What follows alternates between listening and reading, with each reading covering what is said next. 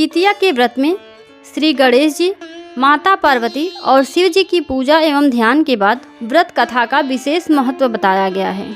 तो आइए जीवित पुत्रिका की कथा का श्रवण करते हैं। गंधर्वों का राजकुमार का नाम जीमूत वाहन था। वे बड़े उदार एवं परोपकारी थे।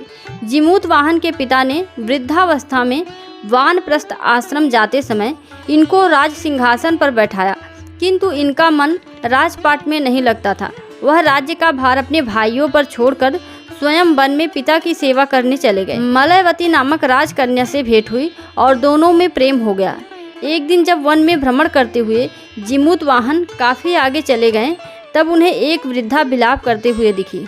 पूछने पर वृद्धा ने रोते हुए बताया, मैं नाग वंश की स्त्री हूँ, मुझे एक ही पुत्र है। पक्षीराज गरुड़ के कोप से मुक्ति दिलाने के लिए नागों ने यह व्यवस्था की है। वे गरुड़ को प्रतिदिन भक्षण हेतु एक युवा नाग सौंपते हैं। आज मेरे पुत्र शंखचूड़ की बलि का दिन है। आज मेरे पुत्र के जीवन पर संकट है। थोड़ी देर बाद ही मैं पुत्र विहीन हो जाऊंगी। एक स्त्री के लिए इससे बड़ा दुख क्या है, उसके जीते जी उसका पुत्र न रहे। जीमूत वाहन को यह सुनकर बड़ा दुख हुआ। उन्होंने उस महिला को आश्वस्त करते हुए कहा, डरो मत, मैं तुम्हारे पुत्र के प्राणों की रक्षा करूंगा। आज उसके स्थान पर स्वयं अपने आप को लाल कपड़े में ढककर वध्य शिला पर लेटूंगा, ताकि गरुड़ मुझे खा जाए पर तुम्हारा पुत्र बच जाए। इतना कहकर जीमूत वाहन ने शंखचूड़ के हाथ से लाल कपड़ा ले लिया और वे उसे लपेटकर गरुड़ को बलि देने के लिए चुनी गई वध्य शिला पर लेट गए। नियत समय पर गरुड़ बड़े वेग से आए और वे लाल कपड़े में ढके जीमूत वाहन को पंजे में दबोचकर पहाड़ के शिखर पर जाकर बैठ गए। गरुड़ ने अपनी कठोर चोंच का प्रहार किया और जीमूत वाहन के शरीर से मांस का बड़ा हिस्सा नोच लिया। इसकी पीड़ा से जीमूत वाहन की आंखों से आंसू निकल गए और वह दर्द से कराहने लगा।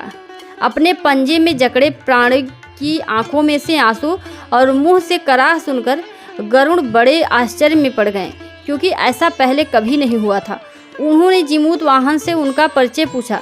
जीमूत वाहन ने सारा किस्सा कह सुनाया कि कैसे स्त्री के पुत्र की रक्षा के लिए वह अपने प्राण देने आए हैं। आप मुझे खाकर भूख शांत करें। गरुड़ उनकी बहादुरी और दूसरे की प्राण रक्षा के लिए स्वयं का बलिदान की हिम्मत से बहुत प्रभावित हुए। उन्हें स्वयं पर पछतावा होने लगा। वह सोचने लगे कि यह मनुष्य है जो दूसरे के पुत्र के लिए स्वयं की बलि दे रहा है, और एक मैं हूँ जो देवों के संरक्षण में हूँ, किंतु दूसरे की संतानों की बलि ले रहा हूँ।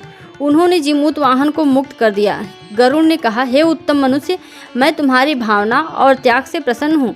मैंने तुम्हारे शरीर पर जो घाव दिए हैं उसे मैं ठीक कर देता हूँ। तुम अपनी प्रसन्नता के लिए मुझसे कोई वर मांग लो। राजा जीमूत वाहन ने कहा कि पक्षीराज, आप तो सर्वसमर्थ हैं। यदि आप प्रसन्न हैं और वरदान देना चाहते हैं तो आप सर्पों को अपना आहार बनाना छोड़ दें। आपने अब तक जितने भी प्राण लिए हैं उन्हें जीवन प्रदान करें। गरुड़ ने सबको जीवन दान दे दिया और नागों की बलि न लेने का वरदान भी दिया। इस प्रकार जीमूत वाहन के साहस से नाग जाति की रक्षा हुई। गरुड़ ने कहा, तुम्हारी जैसी इच्छा वैसा ही होगा।